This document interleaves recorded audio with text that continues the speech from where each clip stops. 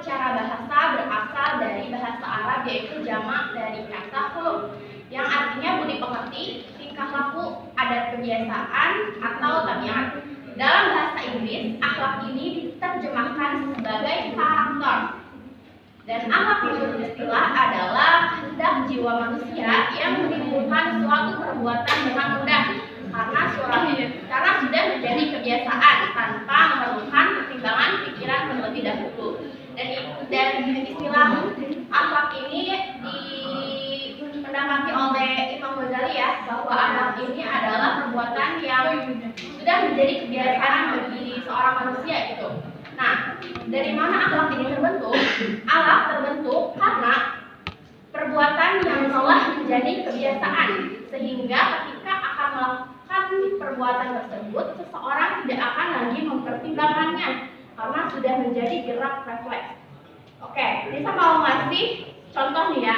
Misalnya, seseorang yang sudah terbiasa mengucapkan omongan-omongan yang kotor gitu. Seperti misalnya dia hewan-hewan di binatang itu biasanya sudah biasa dia ucapkan lah gitu. Nah, orang yang terbiasa mengucapkan omongan-omongan kasar seperti itu, ketika dia akan mengucapkan omongan kasar, itu tidak akan berpikir terlebih dahulu bahwa ini kalau misalnya saya ngomong kasar kayak gini, dosa nggak ya?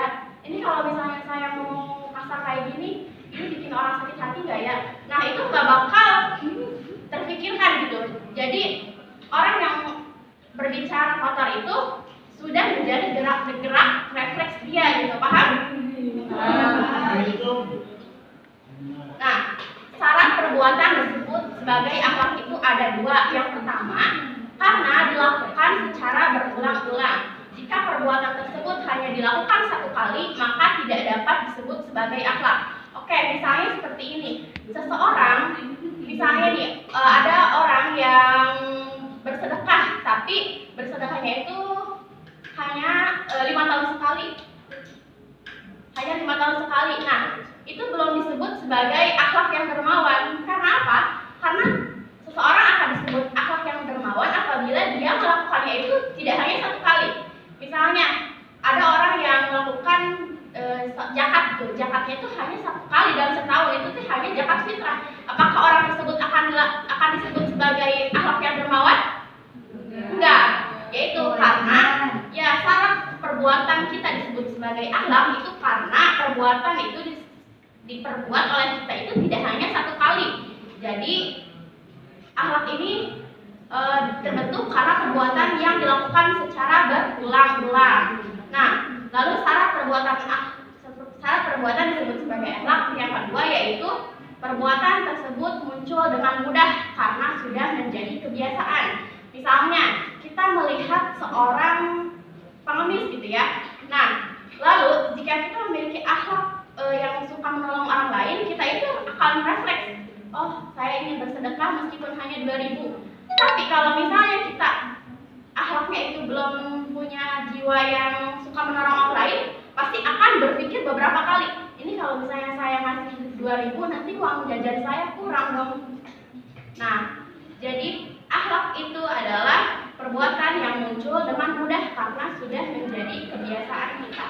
Nah, sekarang ganti, apa sih ilmu akhlak itu? Nah, menurut Hamzah Yaqub, ilmu akhlak adalah ilmu yang menentukan perbuatan baik dan buruk, dan perbuatan terpuji dan perbuatan tercela. Dari mana ini sumbernya gitu? Sumber dari yang menentukan perbuatan baik dan buruk itu dari mana? Yaitu dari Al-Quran dan hadis. Allah Subhanahu wa Ta'ala sendiri yang menentukan perbuatan mana yang harus kita lakukan dan perbuatan mana yang harus kita jauhi, itu sudah ada semua di dalam Al-Quran.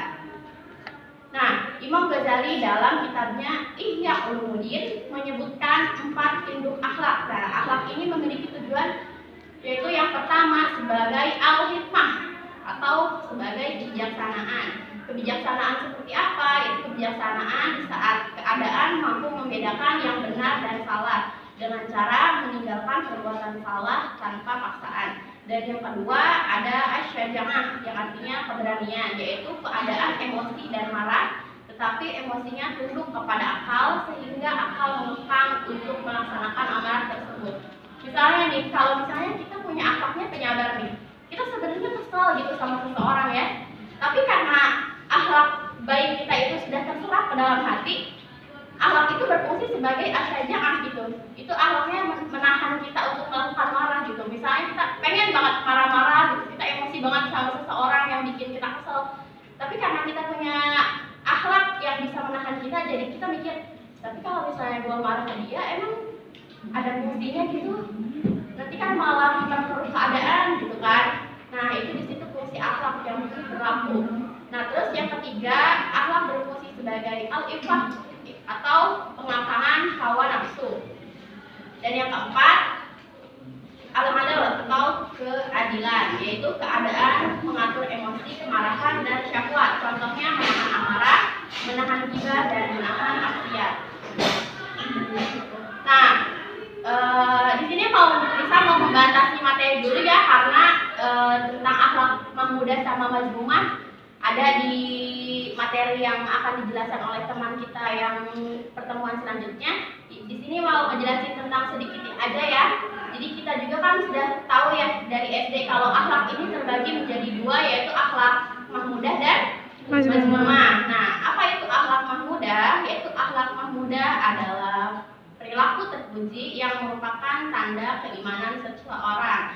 Contohnya itu seperti apa? Yaitu jujur, amanah, taat kepada Allah, tawadhu dan sabar. Nah, di situ dicantumin ada foto itu, foto apa itu? Kira-kira foto surga ya. Surga itu tidak bisa digambarkan sebenarnya keindahannya. Nah, tapi ya itu dari Google aja sih. Nah, itu gambarannya ya kira-kira seperti itulah, bahkan lebih dari itu. Keindahan surga yaitu balasan dari Allah untuk orang-orang yang berakhlak mahmudah. Terus yang kedua ada akhlak mazmumah. Akhlak mazmumah adalah perbuatan tercela, perbuatan buruk yang merusak keimanan manusia. Contohnya yaitu berbohong, berkhianat, munafik, sombong dan iri dengki. Dan di situ ada foto apa? Neraka. Ada neraka ya. Ya. Semoga dari kelas 3E semuanya bisa masuk surga. Amin. Yaitu syaratnya kita harus memiliki akhlak mahmudah. Nah, seberapa penting sih akhlak gitu? Nah, jawabannya akhlak itu sangat penting karena akhlak mencakup 3 pilar agama Islam. Nah, di sini Nisa ngasih ilustrasi ya, ada pohonnya itu ada akar, ada batang, sama ada buah. Nah, yang di bawah ini ada akar. Sebuah pohon itu pasti semua ada akarnya nih. Akar itu terus di sini akarnya itu diibaratkan sebagai iman. Nah, pokoknya Islam dan ihsan itu ditentukan dari kekuatannya iman. Terus yang kedua ada Islam. Islam itu diibaratkannya adalah batangnya. Ketika iman kita udah tertanam, itu akan tumbuh gitu, karena akan tumbuh menjadi batang ya. Nah, itu batangnya itu adalah Islam. Islam itu diibaratkan sebagai batang yang